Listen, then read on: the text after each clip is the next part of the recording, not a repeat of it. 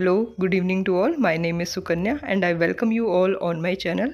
तो गाइज आज जो हम टॉपिक कवर करने वाले हैं वो है creative and inclusive school unit 3 से जो टॉपिक है that is NGO.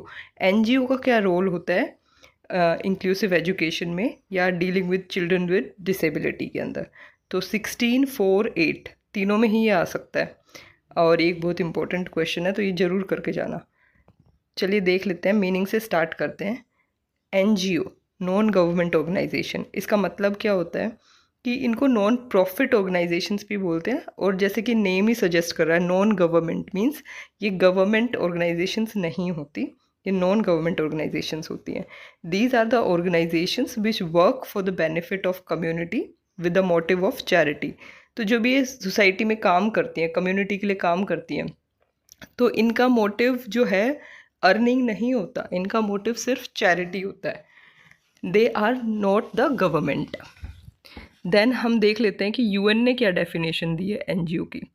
All kinds of confidential organisations that are autonomous from the government control are renowned as NGO.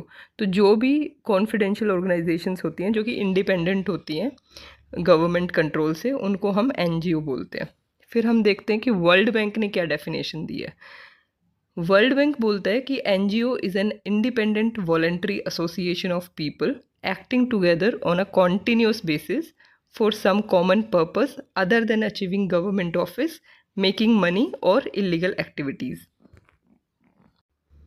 तो इसका मतलब क्या है कि बहुत सारे लोग अपनी मर्जी से एक साथ आते हैं किसी काम को करने के लिए और वो उस काम को कॉन्टिन्यूस बेसिस पे करते हैं। उन सब लोगों का एक कॉमन पर्पस होता है जिसको वो अचीव करना चाहते हैं, बट उस पर्पस के अंदर उनका ये पर्पस बिल्कुल भी नहीं होता कि वो गवर्नमेंट ऑफिस को अचीव करेंगे या फिर वो पैसा बनाएंगे या किसी इलीगल एक्टिविटी में इन्वॉल्व होंगे। इन तीनों में से कोई भी उनका पर्पस नहीं होता, मेनली उनका पर्पस चैरिटी होता है। फिर हम देख लेते हैं कि एनजीओ का क्या रोल होता है इंक्लूजन में। फर्स्ट रोल है it helps in the mobilisation of resources. तो रिसोर्सेज को कैसे मोबिलाइज करता है, जैसे मान लो बच्चों को बुक्स देनी है तो ये बुक्स प्रोवाइड कर देगा उनको, या फिर कोई असिस्टिव एड देनी है जैसे कि स्टिक देनी है या व्हील चेयर देनी है, या फिर जिनको विजन में प्रॉब्लम है उनको स्पेक्स वगैरह देने हैं। तो ये सारे काम जो है एनजीओ करते हैं। सेकंड है fill the gap where government is lacking at grass root level. तो देखो क्या है कि गवर्नमेंट ना हर जगह नहीं पहुंच पाती। ऑल्दो गवर्नमेंट अपनी तरफ से बहुत सारे काम कर रही है डिसेबल्ड लोगों के लिए, पर कुछ कुछ जगह हैं जो कि बहुत, जैसे गांव वाले इलाके या बहुत ट्राइबल एरियाज जो छूट जाते हैं, तो वहाँ पे एनजीओ जो है जाके अपना काम करता है। फिर उसके बाद क्या है, third encourage the participation of persons with disability and their families in mainstream society.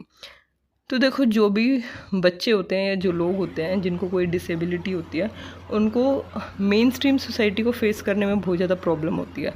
तो वहाँ पे ये लोग क्या करते हैं, बहुत सारे सेमिनार्स ऑर्गेनाइज़ करवाते हैं, वर्कशॉप्स ऑर्गेनाइज़ करवाते हैं और लोगों को है ना इनकी राइट्स के बारे में बताते हैं, इनकी प्रॉब्लम्स के बारे में बताते हैं, तो ताकि ये लोग आराम से मतलब मेन पब्लिक में जा सकें।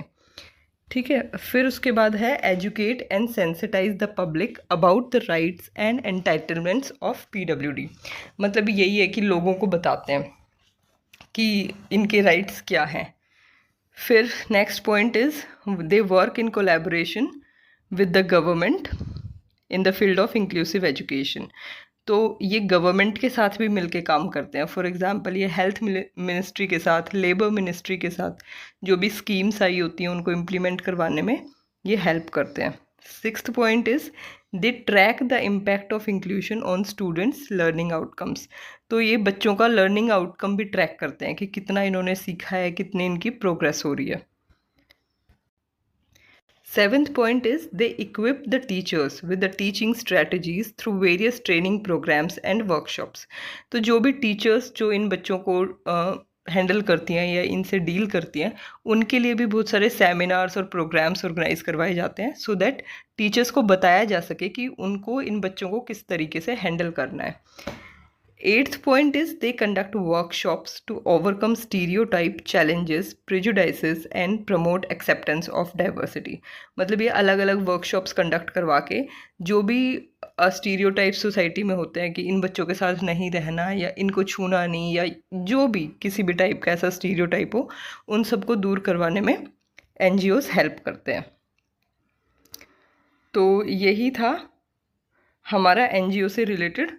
अगर आपको ये वीडियो अच्छा लगा हो तो प्लीज़ डू लाइक शेयर, और थैंक यू वेरी मच। अब मिलते हैं नेक्स्ट वीडियो में।